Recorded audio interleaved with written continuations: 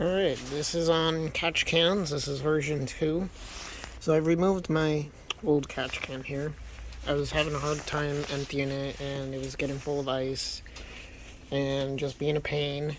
So I've decided to go a different route this time. So here I have another Amazon catch can. This one has a drain at the bottom. And I have the hose routed down there to drain it.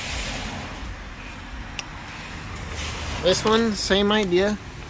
It all fits underneath the engine cover still. I used the same exact hoses as last time. It's 15, 30 seconds. And used hose clamps and just cut to length.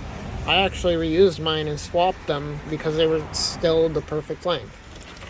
I ran the inlet underneath here and then over the coil packs over here, out here, down here, into the inlet of the catch can.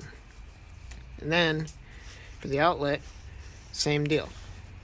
Went down under the charge pipe, up on top of the engine, over the coils, over and under the inlet here, then onto here, my K&N intake tube.